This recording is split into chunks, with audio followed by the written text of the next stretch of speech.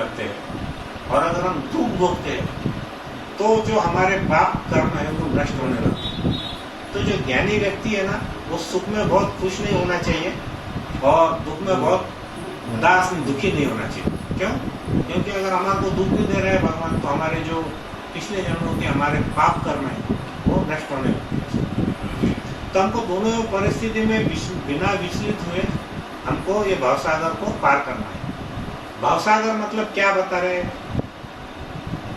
ये जो हमको काम, क्रोध, मद, लोभ, मोह, मत्सर आदि दैविक, आदि भौतिक, आध्यात्मिक, जन्म, मृत्यु, जरा, व्याधि, ये जितने भी प्रकार के दुख है, इससे हमको बाहर निकलना है। अब इसमें से एक भी चीज ऐसा दिखती है हमको, काम, क्रोध, मोह, मद, मोह, लोभ, मत्सर नहीं दिखता, आदि दैविक, आदि भौतिक, आध्यात्मिक नहीं दिखता, जन्म, मृत्यु, जरा, व्याधि हम महसूस करते हैं, लेकिन ऐसा स्क्रीन पे नहीं आने वाला है कि हमारा ये बुढ़ापे में ऐसा होगा, इसमें तो जब आएगा जब हमको भुगतना पड़ेगा। लेकिन ये सब चीज़ों से निकलने के लिए भवसागर को पार करना है। तो भवसागर को पार करने के लिए सबसे उत्तम तरीका क्या है? भगवान का नाम संकीर्तन। तो भगवान का जो मंत्र है वो कौन सा है? हरे कृष्णा कृष्णा कृष्णा हरे हरे, हरे राम राम राम हरे हरे। भगवान ऐसा बताते हैं भागवतम में। परीक्षित महाराज, सुखदेव गोस्वामी जो परीक्षित महाराज को कथा बताते हैं, उसमें बहुत बार ये रिपीटेशन हुआ है कि कलयुग में सिर्फ नाम के द्वारा हम ये भवसागर को पार कर सकते हैं। तो उसका क्या अर्थ है? तो शास्त्र में कहा गया है कि भवसागर तो बहुत बड़ा है, विशाल है, उसमें कितने अथाह सागर है, लेकिन अगर हम भगवान का नाम लेते हैं तो ये जो भवसागर है ये कैसा हो जाता है? जो बछड़ा है उसका जो खूर है, बछड़े का जो पंजा है नीचे का, कितना रहता है? इतना बड़ा। तो ये जो भवसागर है, तो उस खूर में जितना पानी आता है, वो जो बड़ा भवसागर है दुखों का, वो उतना से ही बन जाता है। तो हम भवसागर को तो पार नहीं कर सकते, लेकिन एक छोटा सा बछड़े का निशान इतना सा है, उसको पार करना हमारे लिए मुश्किल है क्या? नहीं। तो ये कब संभव है? जब हम भगवान के साथ में अटैच रहते हैं। तो हम हमारी पांचों इंद्रियों से, हमारे कर्म से, वाणी से, मन से जब हम भगवान के प्रति, भगवान के साथ में जोड़ने की कोशिश करते हैं अपने आप को, तब हम भवसागर बहुत आसानी से पार कर सकते हैं। अब जितने भी हम देखते हैं कथा में, हम 1 घंटा के लिए अगर आते हैं तो हम वो 1 घंटा, आप देखेंगे जब भी हम भगवान की कथा में जाते हैं, हमको दूसरे विचार नहीं आते, कम से कम उतने समय तो हमको ये तनाव नहीं है, टेंशन नहीं है कि दुकान में क्या चल रहा है, कितने कस्टमर गए। माताजी लोगों को ये भी चिंता नहीं है कि घर में कोई खाने वाला आया नहीं है, कम से कम 1 घंटा उठना। तो हमारे जितने भी ये जो भौतिक तकलीफें हैं, उससे हमको राहत मिलती है। उससे क्या होता है? धीरे धीरे हमारे भगवान के प्रति आकर्षण बढ़ता है, हमारी भावना बढ़ती है, और हमको फिजिकली सुख मिलता है, मेंटली पीस मिलती है उसके अंदर। तो बहुत साइंटिफिक है। जो पहले के जमाने में हमारे यहाँ शाम में भगवत कथा होती थी, या जो भी हम रामायण, महाभारत जो भी पढ़ते थे, आजकल हमारे यहाँ पे सुबह से रात तक एक ही कथा है, टीवी कथा। टेलीविजन को क्या बोला हुआ है? पूतना। पूतना क्यों बोलते हैं? पूतना कैसे आई थी? कृष्ण भगवान को मारने के लिए बहुत सुंदर नारी का रूप धारण करके आई थी, राक्षसी, लेकिन बहुत सुंदर रूप धारण करके आई थी। और उसने क्या किया? अपने स्तनों के ऊपर में कालकूट विष लगा दिया था। इतना बड़ा जहर था कि कोई उसको स्पर्श भी करे तो वो मर जाए। वो तो बेचारे छोटे बालक थे, लेकिन भगवान ने क्या किया? जब उनका दूध पान किया तो उनके दूध के साथ में उनके प्राण भी हर लिए। बराबर है? लेकिन हम तो भगवान नहीं है, तो हमको इतनी शक्ति नहीं है कि हम पूतना का वध कर सके। हम इतना ही कर सकते हैं कि भाई हम ये जो टीवी है, मोबाइल है, लैपटॉप है, जो भी साधन है जो हमको डिस्ट्रैक्ट कर रहे हैं, उसमें कम से कम समय डाल करके हम थोड़ा सा समय भक्ति में, श्रवण में, कीर्तन में हम लगा सकें। मैं हरदम बोला था, माताजी फर्स्ट टाइम आए जो भी, कि हम जब अपने बच्चों को बोलते हैं कि आप टीवी मत देखो, लेकिन हम तो देखते हैं, तो बच्चे सुनने वाले हैं क्या? पहले हमको, बच्चे हमसे ज्यादा होशियार है, और पहले ये देखते कि हमारे माता पिता क्या करते। अगर हम कंटिन्यूअस भगवान के कीर्तन में या भागवतम में या ये सब चीज़ों का हम एसोसिएशन रखेंगे, हमारे घर में हम कुछ प्रोग्राम रखेंगे, बच्चों को उसका बहुत पॉजिटिव इफेक्ट आता है। भाई समझा ना? तो बच्चों में कोई कमी नहीं है, कमी किसमें है? हमने। करेक्ट। तो जब ध्रुव महाराज को नारद जी ने सब बताया कि देखो बेटा, तुम्हारे लिए संभव नहीं है, ये मार्ग बहुत कठिन है, तुम इसको छोड़ दो और तुम क्या करो, जब तुम बड़े हो जाओगे ना उस टाइम पे तुम भगवान की भक्ति करना, इतने छोटे में भक्ति करना संभव नहीं है। तो ध्रुव महाराज ने उनका क्या उत्तर दिया मालूम है? क्या ध्रुव महाराज बोलते हैं कि नारद जी को बोलते हैं कि ब्राह्मण, आपने जो भी बताया हुआ है वो एकदम प्रशंसनीय है, बहुत अच्छी बात आपने बताई है, लेकिन स्वभाव से मैं क्षत्रिय हूं और उसके कारण मैं आपकी जो सलाह है, आपने जो राय दी है, वो मैं स्वीकार नहीं कर सकता। इसलिए आपकी बातें सुनने में अच्छी है, लेकिन मेरे हृदय को स्वीकार नहीं करती, क्योंकि मेरा हृदय, जो मेरी सौतेली माता है सुरुचि, उसके दुर्वचनों से पूरा हृदय मेरा छल्ली हो गया है। इसलिए मैं आपकी बात सुन तो सकता हूँ लेकिन स्वीकार नहीं कर सकता। सेम ऐसी ही बात कहाँ पे आई बताए आपको? धृतराष्ट्र को विदुर जी समझाने गए थे कि अरे भैया, तुम बूढ़े हो गए, तुम कहाँ पड़े हैं? पांडवों के महल में पड़े हुए। वो पांडव जिसके तुम इतने बड़े शत्रु थे, तुम्हारे 100 पुत्रों को पांडवों ने मार डाला और तुम उन्हीं के यहाँ पर पड़े हैं, तो तुम्हारी हालत कैसी है? वो घर के बाहर एक कुत्ते की जैसी है कि जिसको 2 टाइम का खाना दे दो तो वो धूम हिलाता रहता। तो तुम अब मेहरबानी करो, तुम्हारा बुढ़ापा आ गया, घर से निकलो और जंगल की तरफ चलो और वहां पे भगवान की भक्ति करो। तो शुरू में धृतराष्ट्र बोले, देखो विदुर, तुम्हारी बातें सुनने में तो सही लगती है, लेकिन मेरा हृदय इसको स्वीकार नहीं करता। हा? तो वैसी ही बात अभी ध्रुव महाराज ने क्या बोले कि नारद जी, आपने जो बोला सुनने में तो सब सही है, लेकिन मैं क्षत्रिय हूँ, मेरे को ये बातें स्वीकार नहीं होती।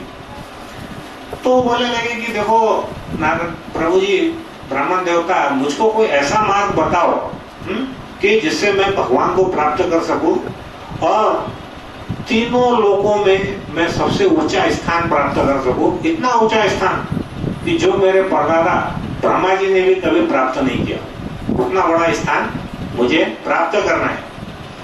तो बोले, नारद जी, आप तो तीनों लोकों में वीणा धारण करके मार्ग में भ्रमण करते रहते, आपको तो सब मालूम है, तो आपने हमको कुछ मार्गदर्शन दो कि मैं उनको कैसे प्राप्त कर सकूं। तो नारद जी ने यहाँ पर परीक्षा ली है उसकी। लेकिन अगर हम विश्वास में पक्के हैं ध्रुव महाराज के जैसे, तो हमको कोई भी उसके अंदर में हला नहीं सकता। यहाँ पे ही हमको सीखना चाहिए। भक्ति मार्ग में बहुत लोग आते हैं, बहुत डिस्टर्ब करते हैं, अरे क्या प्रभु जी, आप ये धोती कुर्ता पहन लिए, तिलक लगा लिए, पैसे कमाओ, क्या करने का ऐसे। एक हमारे रिलेटिव आए थे, वो बोलने लग गए, अरे भाई ये सब तुमने कर दिया, ठीक है भक्ति गलत नहीं है, लेकिन इससे पेट भरने वाला है क्या? मैं बोला जी, अभी मेरी 56 साल की उम्र हो गई। तो बोले फिर क्या हो गया? मैं बोला 10-20 साल की लाइफ बची, अभी फिर पत्ता कटने वाला है। तो बोले आप तू तो मेरे को बहुत डरा रहा। मैं बोला क्यों? वो बोले मेरी तो 70 की हो गई। तो मैं बोला भक्ति करो ना, तुम्हारा पत्ता जब कटेगा तो कोई तुम्हारी दुनिया रुकने वाली है क्या? अब ये कोरोना में इतने बड़े बड़े लोग गए, तो कौन सी दुनिया रुकी क्या? कोरोना ने तो नोटिस भी नहीं दिया उनको। भाई अपने को कैसा है, पहले दांत गिर रहे, बाल सफेद हो रहे, कुछ तो नोटिस आते हैं। कोरोना में तो हफ्ते के अंदर ही 10 दिन में ही चुप पर कितने लोग हुए ना ऐसे। तो मृत्यु कब आने वाली हमको पता नहीं है, लेकिन हमारे मन में क्या है? जैसे वो यक्षों ने पूछा था एक प्रश्न महाराज युधिष्ठिर को कि दुनिया का सबसे बड़ा आश्चर्य क्या है? तो महाराज युधिष्ठिर ने उसका उत्तर दिया था कि दुनिया का सबसे बड़ा आश्चर्य तो एक है, रोज हम देख रहे हैं कि लोग मर रहे हैं, लेकिन कोई ये मानने को तैयार नहीं कि मेरी भी मृत्यु होने वाली है। इससे बड़ा आश्चर्य और क्या है? हम रोज जाते शमशान घाट में, हमको लगता है ये क्या, हमारा थोड़ी कुछ होने वाला है। हम यही सोचते ना, अच्छा ठीक है भाई, गया ये बूढ़ा गया तो हम सोचते बूढ़ा है, जवान गया तो बहुत बेचारा गलत हो गया। तो हमको कभी ऐसा महसूस ही नहीं होता कि अगला नंबर हमारा भी आएगा यहाँ पे, हम सोचते ही नहीं, उसके सोचने ही नहीं चाहते, है कि नहीं। तो नारद जी जब ध्रुव को ये सब बात बताए तो ध्रुव की बातों से वो बहुत प्रसन्न हो गई कि भाई ये तो बड़ा पक्का भक्त निकल रहा है, तो कुछ मानने वाला नहीं है। 5 साल की उम्र में ध्रुव जी पक्के थे, 55 साल की उम्र में हम भी डुबुक करते एक 5 के ऊपर और 5 लग गया तो भी हमको भरोसा नहीं है। कभी लगता है अरे सही में भक्ति अच्छा है क्या, कभी लगता है अरे जान दो इसमें क्या है, कुछ दिखता ही नहीं, भगवान प्रसन्न हो रहे तो किसने देखा, कुछ घर के अंदर में धन का खजाना निकल रहा है, नहीं कुछ भी नहीं हो रहा। तो फिर मन में ये ऐसे द्वंद्व रहता हमारे कि भाई भक्ति करना नहीं करना, करना नहीं करना, कुछ दिख रहा ही नहीं। तो लोगों को क्या चमत्कार होना सर, बाबा ने ऐसा किया कि उसमें से ऐसा कुछ तो निकला, ऐसे मस्त चल रहे मार्केट में। हमारे यहाँ पे ऐसे सैकड़ों भगवान है, खुद को भगवान बोलते। प्रभुपाद जी हर बार बोलते थे कि तुम अपने आप को भगवान बोलते ना, तो तुम्हारी सर्दी खांसी, तुम्हारा लेटरिन, तुम्हारा यूरिन तुम कंट्रोल कर सकते क्या? तो बोले नहीं कर सकते। बोले जब यही नहीं कर सकते तो पूरे ब्रह्मांड को क्या नियंत्रित करोगे तुम? तो हमारे मूर्ख लोग भी बहुत है, मूर्ख जनता है, मूर्ख नेता है, मूर्ख हमारे यहाँ पंडित लोग हैं, वो सब पब्लिक को मूर्ख बना। तो नारद जी जब ध्रुव के सब बातें सुने तो बहुत प्रसन्न हो। उन्होंने ध्रुव को अपनी कृपा प्रदान किया और उनको बोला कि देखो ध्रुव, तुम क्या करो, तुमको भक्ति पहली बात तो किसकी करना है, सबसे बड़ा इंपॉर्टेंट क्या है, भक्ति किसकी करना है और भक्ति कैसे करना है, ये 2 चीजें हैं मेन उसमें। तो नारद जी बोले कि तुमको भक्ति किसकी करनी चाहिए, वासुदेव की। वासुदेव की भक्ति में सेवा करने की उन्होंने बोले कि मैं तुमको सलाह देता हूँ, जो कि तुम्हारी माता ने भी वही सलाह दी थी। तुम उनकी भक्ति में पूरी तरह से मग्न हो जाओ, एकदम दिल से तुम भगवान की भक्ति करो। केवल भगवान के चरण कमलों की पूजा करने से ही धर्म, अर्थ, काम तथा मोक्ष की प्राप्ति हो सकती है। तो हरेह पद सेवनम, मतलब भगवान की हम सेवा करेंगे ना तो हमको धर्म, अर्थ, काम, मोक्ष जिसके लिए हम लोग प्रयत्नशील करते हैं। तो आजकल क्या हो गया, मोक्ष का पता ही काट दिया लोगों ने, धर्म में आडंबर आ गया, काम वासना तो पूरी होती ही नहीं, और अर्थ बोले तो सुबह से रात तक वही काम है। तो धर्म, अर्थ, काम तीनों में लोग बहुत मशहूर है। मोक्ष कैसे मिलना, भगवान के पास कैसे जाना, न किसी को सुनने में इंटरेस्ट है, न किसी को प्रयत्न करने में इंटरेस्ट है, बराबर है। एक्चुअल में शास्त्र क्या बोलते हैं, धर्म, अर्थ, काम तीनों का जो अल्टीमेट गोल है वो है मोक्ष।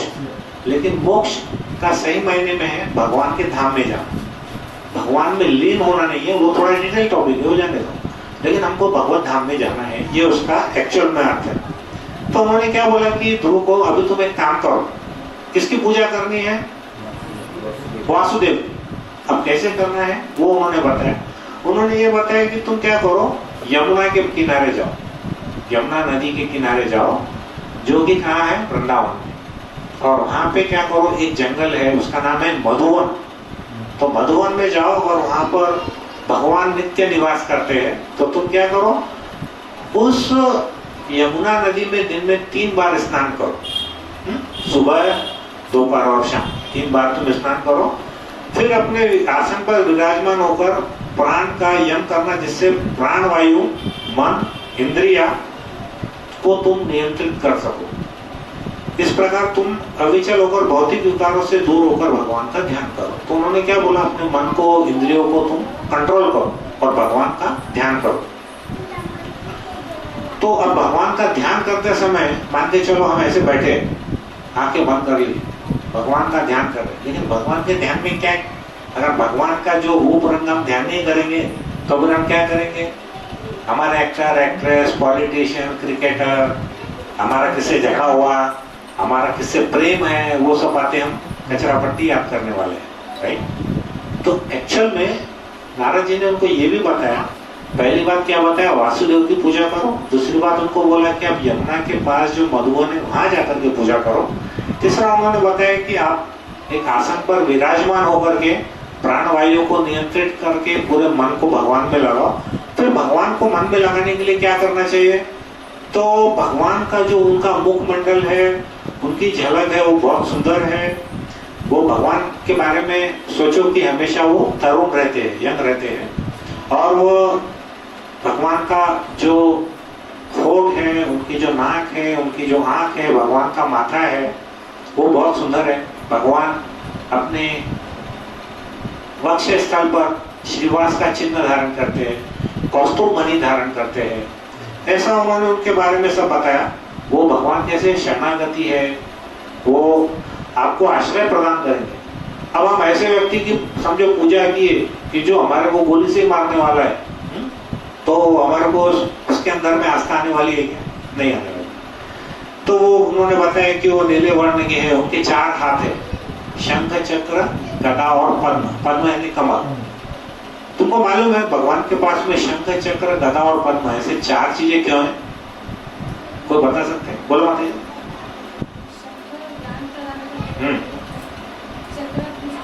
नाश करने के लिए, गदा भी वही है, पनिश करने के लिए। चक्र में तो उसकी टिकट ही कट जाती है, गदा में उसको वार्निंग मिलती। और चौथा क्या है? कमल। पद्म यानी कमल। तो इसमें आप देखो 2 चीज पनिशमेंट की है और 2 चीज तुमको प्रेम प्रदान करने वाली है। तो डायरेक्टली उसका मतलब ऐसा है कि घर में जो सबसे बड़ा हमारे घर का मुखिया है, उसका स्वभाव भी ऐसा ही होना चाहिए। जहाँ पे उसको नरम है, प्रेम है, वहाँ प्रेम भी करना चाहिए। जहाँ उसको कड़क है, वहाँ कड़क भी रहना चाहिए। आजकल के माहौल में हमने देखा कि क्या हो गया कि जो जॉइंट फैमिलीज थी वो न्यूक्लियर फैमिली हो गई, एक हो गए। और उसमें बाद में जो बच्चे थे वो भी एक एक दो ही हो गए। तो सभी माता पिता ज्यादा करके मैं देखा कि बच्चों को बहुत ज्यादा सिर पर चढ़ा जा रहा है। हमारे टाइम पे सादी सी चॉकलेट नहीं मिलती थी, कैडबरी तो बहुत दूर की बात है। अभी क्या होने लग गया, कितना भी छोटा आदमी क्यों नहीं रहो, बच्चा एक कैडबरी मंगा तो 4 ला के देते उसको। तो अभी क्या हो गया, जो ये जो शंख और पद्म है उसका ही ज्यादा कॉम्बिनेशन चल रहा है। गदा और चक्र का तो काम ही नहीं है। तो बच्चे क्या हो रहे हैं, बिगड़ रहे मार्ग से। तो भगवान के पास में 4 चीजें, वो दुष्टों का नाश करते हैं और भक्तों को प्रसन्नता प्रदान करते हैं। तो उन्होंने बताया कि भगवान हीरे जवाहरात के मुकुट, हार, कंगन इत्यादि धारण करते हैं। उनके कमर के चारों ओर ऐसी करघनी है, उसमें घुंघरू है और कमर पेटी बंधी है। और उनके नाखून कैसे है, रत्नों के समान है, चमकते रहते हैं उनके नाखून। हमारे नाखून में कभी ऐसा लगता है काला काला तो नहीं हो गया कभी कुछ, खून की कमी हो गई। और जो भी उसकी पूजा करते हैं भगवान उनके हृदय में विराजमान हो जाते हैं। तो उन्होंने उनको बताया कि तुम भगवान का निरंतर ध्यान करो, और जो कि सबसे बड़े आशीर्वाद प्रदाता है। फिर उन्होंने बताया कि ऐसा जब तुम मेडिटेशन करोगे तो उसका फायदा क्या होने वाला है। मैं इसके पहले एक छोटी सी कहानी बताना चाहता हूँ नारद जी की। एक बार क्या हुआ, नारद जी भगवान कृष्ण के साथ में बैठे थे और वो उनको पूछने लगे नारद जी कि प्रभु आप जितने भी बार बताते हैं कि आपके नाम में बहुत शक्ति है, नाम बहुत शक्ति है, लेकिन मुझे इतना भरोसा नहीं है। तो आप कुछ करके बताओ ऐसा, कुछ मेरे को बताओ ऐसा कि जिससे मेरे को ऐसा लगे कि आपके नाम में शक्ति है। अब बंद हो गया, चालू। तो उन्होंने बोला कि तुम कुछ ऐसा बताओ प्रभु कि जिससे मेरे को लगे। अब देखो नारद जी इतने बड़े भक्त है, उनके मन में भी शंका है। तो हमारे जैसे छोटे मोटे जो भक्त है उनके मन में तो शंका रहने वाली।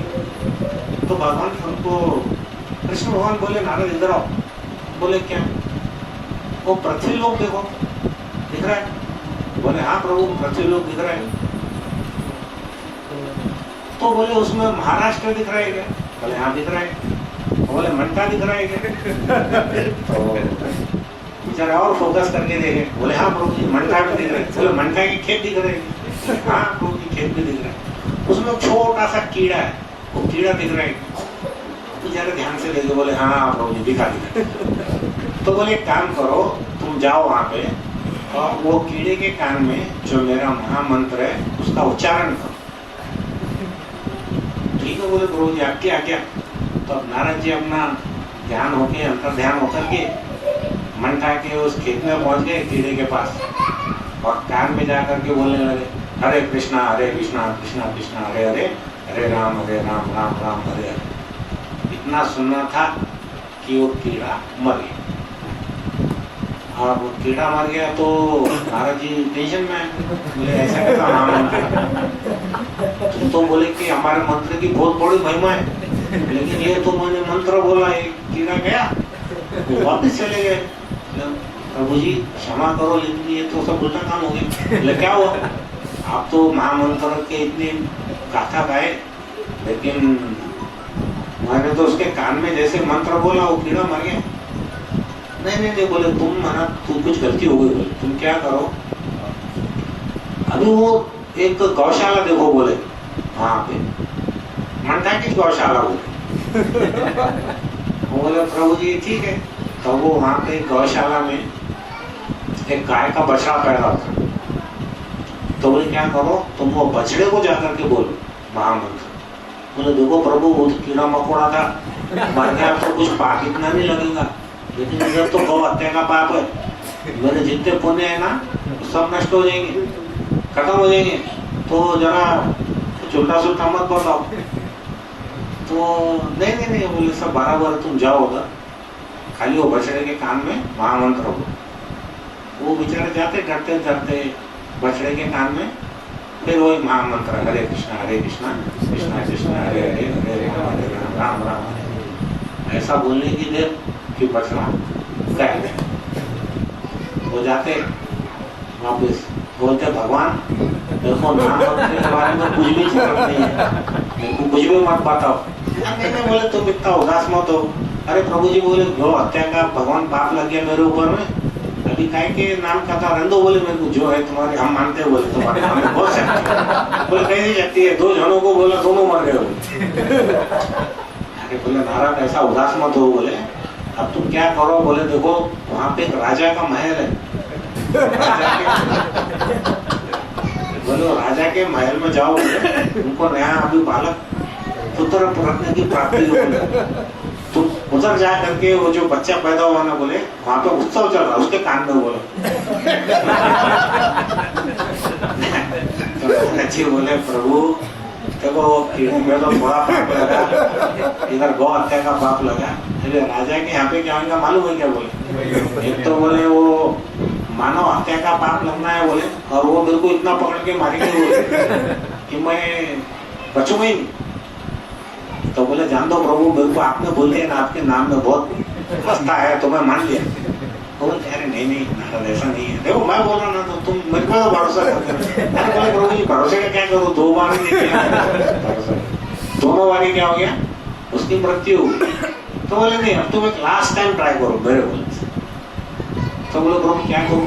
तो बोले वहां पे बड़ा उत्सव चल रहा, राजा का जो बेटा हुआ उसके कान में जाके मंत्र बोलो। बोले प्रभु जी कुछ होगा तो नहीं? कुछ भी नहीं होगा बोले। तो बोले पहले भी वो 2 बार आपने ऐसे ही बोले थे कुछ नहीं होगा, दोनों बार वो मर गए, कीड़ा भी मर गया और बछड़ा भी मर गया। नहीं बोल डरो मत, जाओ उनको कान में बोल। महाराज जी बेचारे डरे सहमे, बहुत जाते कहीं से भी घुस के और कान में जाकर के उसके मंत्र बोलते वो बालक के। वहाँ बहुत बड़ा उत्सव चलता रहता। नेचुरली ये बहुत बड़े ऐसे साधु सन्यासी दिखे तो कोई भी उनको रोकता नहीं, सब उनको जाने देते अंदर तक। ये जैसे ही मौका मिलता ये ऐसी जगह पर खड़े रहते कि अगर इसको कुछ होगा तो मैं वहां से फटाक से भाग जाऊँ। तो उसके जाके मंत्र बोलते और वो देखते 1 सेकंड कुछ हो रहा है।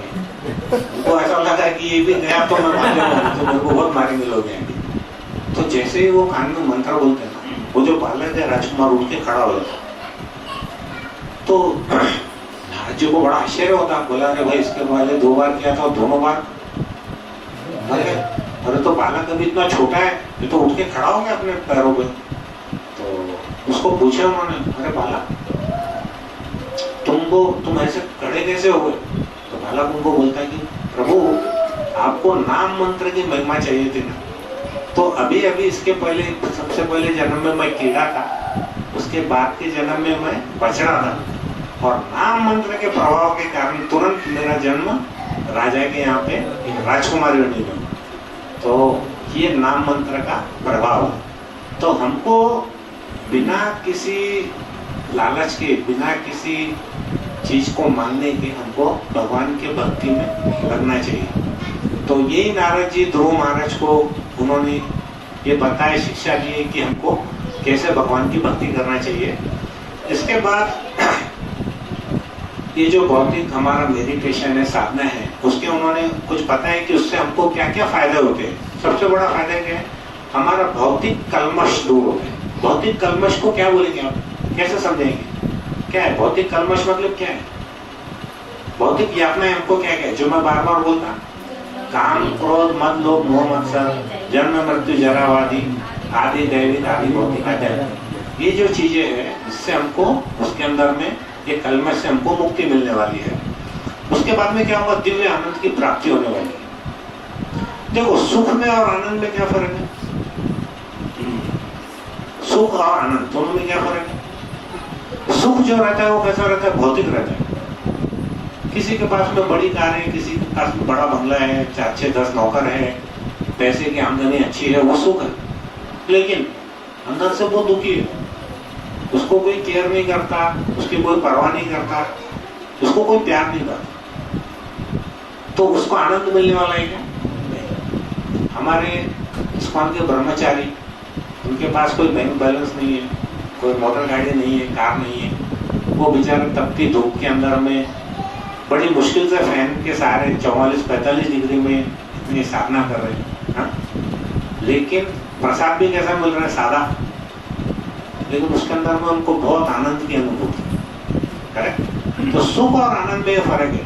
सुख पैसे से प्राप्त होता, आनंद हमको भगवान की भक्ति और भक्तों के संग से प्राप्त होता। करेक्ट? तो दिव्य आनंद की प्राप्ति उसके अंदर में मिलने वाली है। और कभी भी जो भक्त है वो पथ भ्रष्ट नहीं होता, वो अपने मार्ग पे ही लगा रहता है, उसका मन विचलित नहीं होता। जैसे मैंने एक बार बोला था कि हमको जमीन से पानी निकालना है, तो एक ही जगह पे 100 फुट का गड्ढा करना चाहिए या 1-1 फुट के गड्ढे 100 जगह करना चाहिए?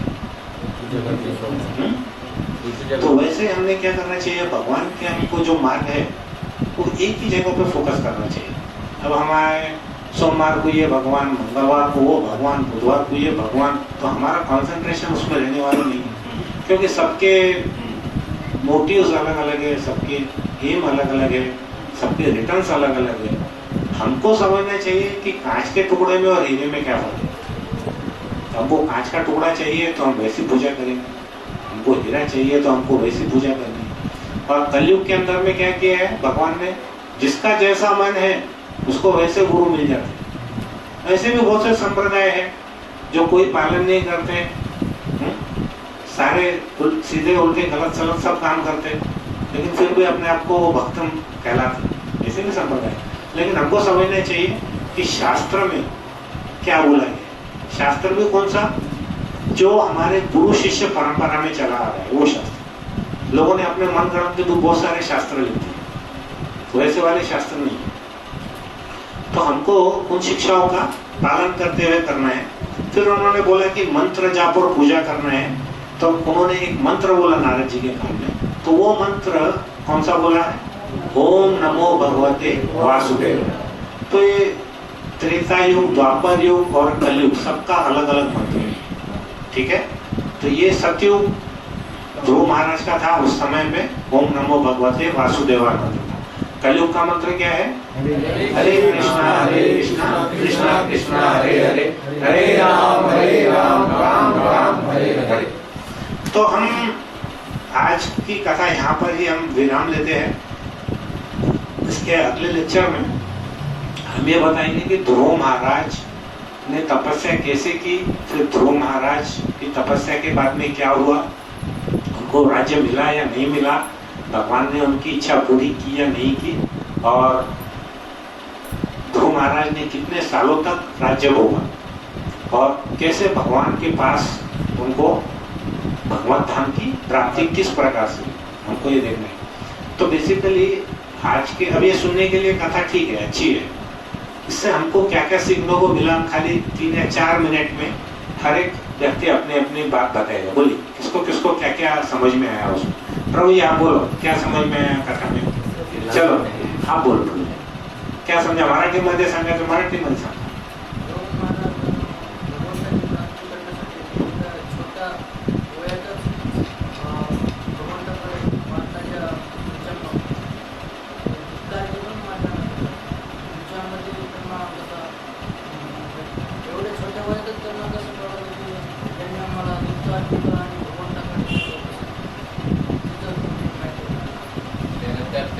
भगवंताच्या मार्गाला लागले गेले, नाही तर त्याग जर नसता केला त्याच्या आई ना ते भगवंताच्या मार्गाला नसतं। नहीं तो क्या करते थे, भगवत मार्ग की बजाय क्या करते थे, सुपारी देते थे, माता जी को जुड़ा दो मेरी। कलयुग के हिसाब से देखे तो हाँ वैसे ही करते थे ना।